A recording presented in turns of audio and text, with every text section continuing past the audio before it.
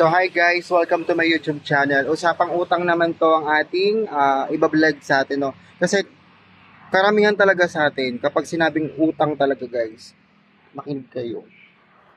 Dapat kasi isipin nyo ano ba yung mindset nyo. Pang sa negosyo ba talaga yung inutang nyo? O pang kailangan nyo lang, pang luho nyo lang? Kasi pag pang negosyo talaga sa mindset nyo guys, is makakabayad kayo. At isa pa, napansin ko lang din sa lahat ng may ibang utang guys, kaya hindi nila na maintain yung sari-sari store nila guys. Ito ang pinaka-reason talaga guys. Nababawasan nyo yung nautang nyong puhunan. Bakit kamo? Sa expenses. So ano ang gagawin guys? Para sa akin guys, ang gagawin nyo talaga is maglista kayo ng mga expenses nyo. Kasi hodang sumakit yung ulo nyo guys. Kasi doon nyo, so yung vlog natin ito yung dapat mong tandaan kapag mangungutang ka guys.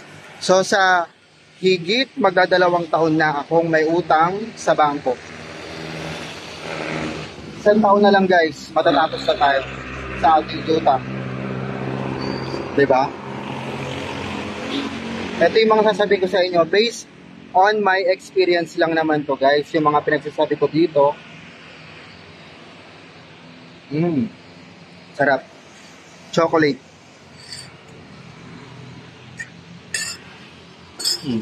Lagi mong tandaan kapag mangungutang ka, kaya mo ba itong bayaran?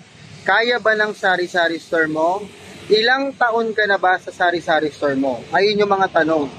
Pero kung nagsisimula ka pa lang at nangutang ka guys, kailangan mo talaga na sa una talaga mahihirapan ka kapag simulang nangungutang ka. Kasi hindi mo alam yung mga gagawin mo, no? So, para to sa mga bagong nagtindahan din na utang yung puhunan, guys. So, ang gawin mo talaga, guys, pinaka-best ko sa iyo, na ginagawa ko rin is maglista ka ng benta, no? Para sa ganon, malaman mo, no? Sa ganon, malaman mo yung kukunin mo doon. At ang pinakamaganda rin na pag mangungutang ka, installment 1. Ayun, wag araw-araw guys. Installment ang maganda ron. Kumbaga buwan-buwan mo siya, kunyari sa 100,000, 2,000 yung kaltas. Kayang-kaya mo yun sa mga ganong. Kasi, syempre, kung bumibenta ka ng 2,000 araw-araw, so, in 30 days, may 60,000 ka, o diba? Kayang-kaya talaga punan yun. O diba? Ayan ang mga ang mga lola mo. Ayun guys, kaya-kaya talagang punan yun ng tindahan mo. Kung ganun yung mga benta mo, no?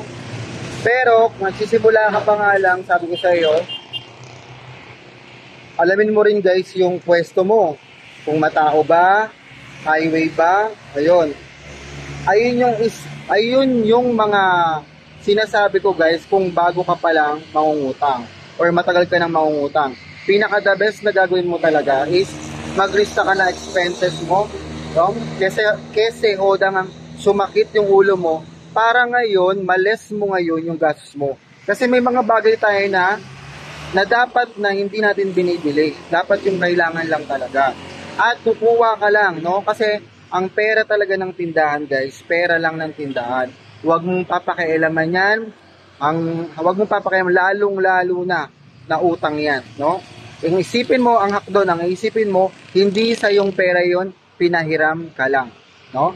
At ang pinakamahalaga, sabi ko nga sa inyo guys, maglista ka na expenses mo, benta mo, no? Ganun talaga guys, kasi hindi ka talaga kung hindi mo kayang disiplinahin yung sarili mo guys, hindi ka talaga makakapagbayad ng utang mo.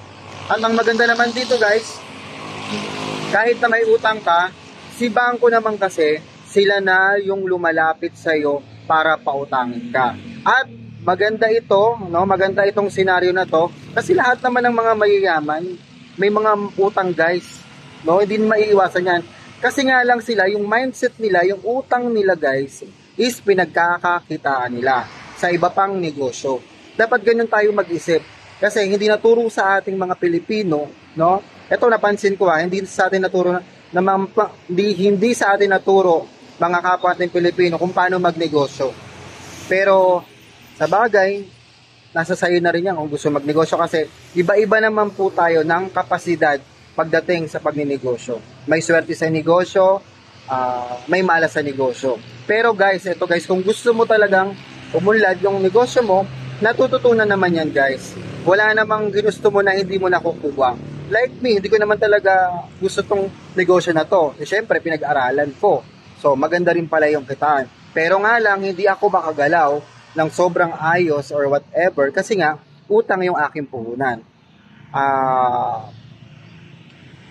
Lalakarin ko pa ng masyado pang matagal guys yung ano ko dito, yung parang journey ko, pero nakikita nyo naman yung improvement, di ba?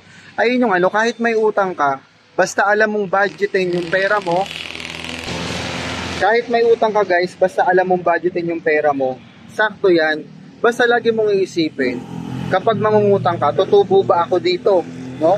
Pagkakakitaan ko ba to? Yung credit card ko guys, kasi lalong lalo na maganda sa inyo yung mga sari-sari store natin, may credit card kayo, gawin nyo, i-avail nyo yun. Kasi nga, bakit ka mo? Kasi mag-i-increase na, pag maganda yung record mo sa mga bangko mo, mag-i-increase yun.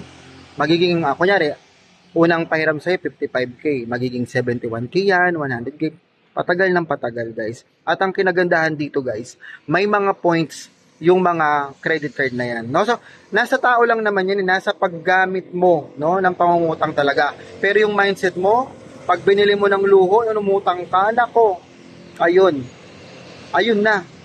Kaya nga, malulubog ka talaga. Kasi dapat, iba yung pangluho, iba yung pangnegosyo. Lagi niyong isipin yan guys, kasi ganun talaga. Hindi naman agad-agad makukuha yung mga bagay-bagay, no? Nasa disiplina natin yan. Nasa pakikitungo sa mga tao. Kahit na meron ka, maging humble ka. Mas isipin na nilang wala ka, pero meron ka. Ganun yun guys. Na kahit meron ka, tahimik ka lang. No? Yung parang hayaan mo lang sila magsabi ng kung ano sa'yo. Basta alam mo yung direction mo sa buhay mo guys. Ayun yung pinakamaganda. Kapag nangungutang ka, focus sa negosyo, isipin mo lagi, utang tong puhunan ko, hindi sa akin tong pera, o di ba? At kinagandahan din ito guys. Kasi sa bangko, nako, malaki ang mapapahiram sa iyo talaga pag good payer ka. At eto pa, ang mga bangko kasi guys, is may mga connivance yan. Ibig sabihin ng connivance guys, bago ka mangutang sa kanila, itatawag ka muna sa kabilang bangko kung okay ka ba magbayad, mga ganon. So, pagka good credit ka, madali kang ma-approve guys. Isa rin yun sa kinagandahan. Kasi, totoo naman talaga, lahat ng mga mayayaman na tao, may mga utang yan. Diba? Pero ang ginagawa lang talaga nila guys, is matalino sila kasi. Kumbaga, yung utang nila, pinang-invest nila para mas mag-volume pa. Dapat sa ating mga Pilipino, bilang isang negosyante, huwag ka lang negosyo ng negosyo. Tignan mo rin kung kikita ka ba talaga dito sa negosyong to. So sa akin sa 7 years ko, napatunayan ko na rin naman ako kumikita. Kaso nga lang hindi ako labas ng pera din talaga guys. Kasi nga, hindi mo masasabi yung panahon. Paano pag nangyayari to sa sari-sari store, nalugmok ka, nawalan ka uli ng paninda. Dapat guys, meron ka rin tinatawag na iba pang source of income. Tulad nitong YouTube, di ba? Kaya nga tayo upload para kahit papano, meron tayong makukuha dito. Kasi syempre, mahal din magpa-load, di ba? At syempre, di ba? Kailangan din natin magbigay. At yun na nga guys, bumaba po yung namin, Meralco bill. No? Kasi kumonti na po yung mga gumagamit, konti na lang kami, di na po masyadong malaki. Dati kasi, ang bill namin talaga guys is 10K, nakakaloka. Ngayon, bumaba, sobrang baba, naging 4K na lang guys. So, mas mababa pa yan kasi wala nang masyadong gumagamit ng mga electricity dito, no? Yan, buti na lang. Ayun. Ayun, magbibigay tayo syempre. So, sana na-gets nyo guys ha. Dapat yung mindset nyo kapag nangutang kayo guys is pang negosyo talaga. Kumuha lang kayo ng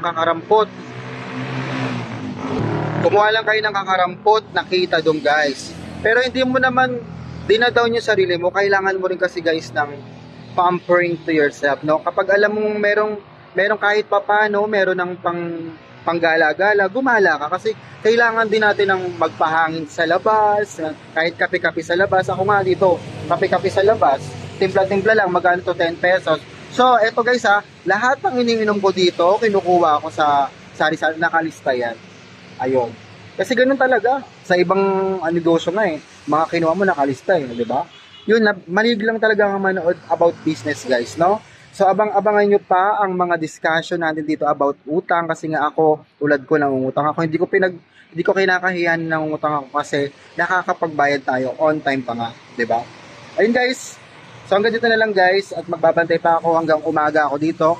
At gabi na rin ako nakakapagbukas minsan, 5, 6, ganun guys. Pero, bumibenta pa rin kasi nga, meron akong tinatawag na talaan, no? Kahit pa paano, natatrack ko pa rin kung bumibenta ba ako, kumikita pa ako.